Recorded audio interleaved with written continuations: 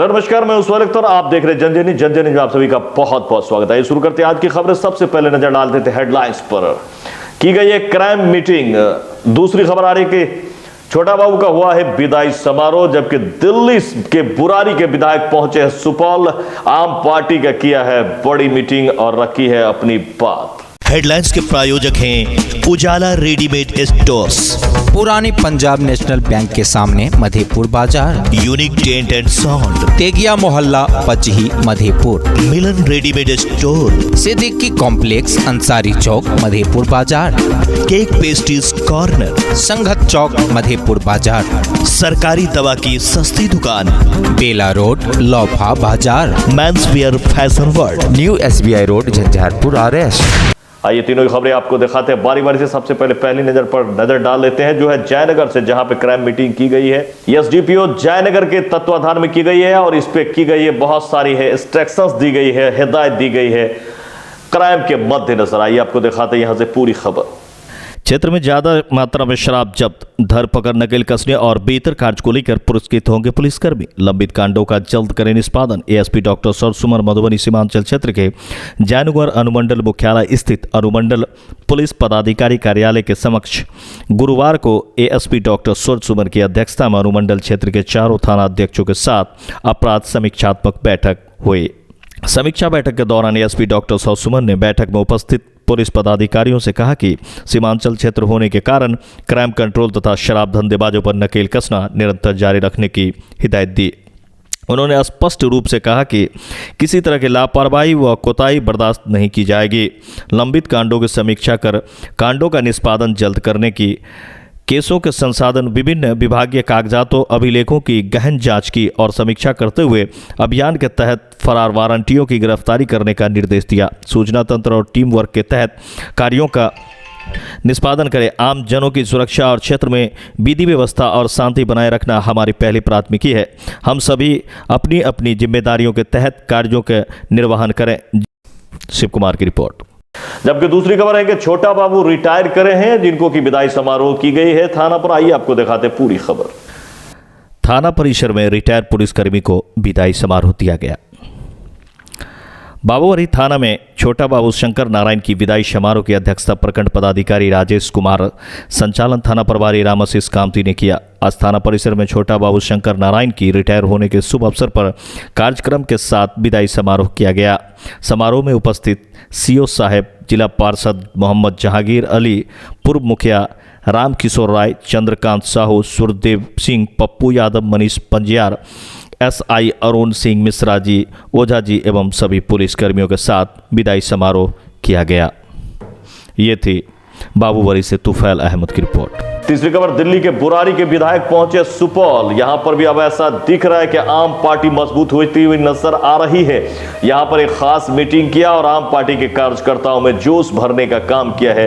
क्या थी खास बात कि दिल्ली बुरारी के विधायक पहुंचे सुपौल। आइए आपको दिखाते पूरी खबर। आम आदमी पार्टी के बिहार प्रभारी शहर दिल्ली के बुराड़ी विधायक संजीव झा ने सुपौल में आम आदमी पार्टी के कार्यकर्ताओं के साथ समीक्षात्मक बैठक की। इस दौरान उन्होंने मीडिया से मुखातिब होकर कहा कि देश में आम आदमी पार्टी की एक अकेला पार्टी है जो बीजेपी को जीरो पर सिमटा सकता है। उन्होंने कहा कि हाल में हुए दिल्ली के MCD चुनाव में आम आदमी पार्टी ने बेहतर प्रदर्शन करते हुए बीजेपी को जीरो पर लगा दिया। उन्होंने कहा कि अब जनता जाग चुकी है, ऐसे में आम आदमी पार्टी को अपनी सहभागिता निभानी पड़ेगी क्योंकि बिहार में चुनाव है।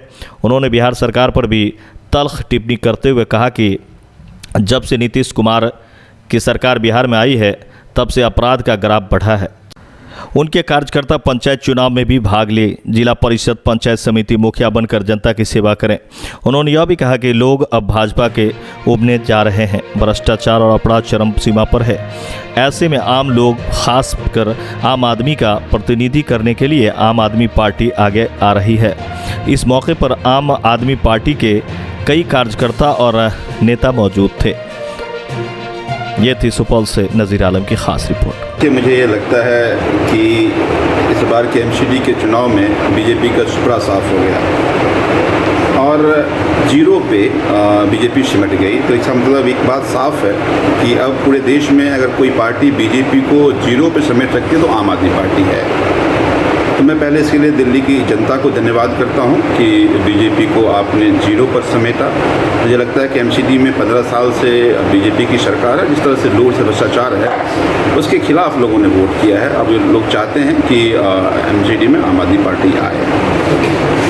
साथ में अभी हम चूँकि मैं बिहार का प्रभारी भी हूँ, तो बिहार के अलग अलग ज़िले में अपने संगठन के कार्यकर्ताओं के साथ समीक्षा बैठक कर रहे हैं। आज मैं सुपौल में था और सुपौल में अपने हमारे जिलाध्यक्ष और पूरी टीम के साथ समीक्षा बैठक कर रहे थे कि संगठन को किस तरह से आगे बढ़ाया जाए, क्या क्या योजनाएं होनी चाहिए, किस तरह से हम सब लोग अपने पूरे कार्यक्रम को आगे चलाएं। बहुत विस्तार से चर्चा हुई और सभी साथियों ने ये तय किया कि इस बार जो आगामी पंचायत चुनाव है उसमें ज़्यादा से ज़्यादा अपने कार्यकर्ता को, अपने समर्थक को पार्टिसिपेट कराएंगे, चाहे जिला परिषद का चुनाव हो या बाकी और चुनाव हो। तो हमारी कोशिश है कि जिला परिषद का चुनाव लड़ा जाए, पंचायत चुनाव में बाकी जो और भी सेशंस पे चुनाव लड़ा जाए, क्योंकि जो कमोबेश बिहार की हालात है, लगभग अब एक साल सरकार के हुए भी होने जा रहे हैं। पूरे एक साल में ये दिख रहा है कि नीतीश जी कुर्सी बचाने को लेकर केवल जद्दोजहद कर रहे हैं। तरह तरह के कयास लगाए जा रहे हैं। मुझे लगता है कि नीतीश जी को खुद भी पता नहीं है कि कल जो सुबह उठूं तो मैं किधर होऊंगा।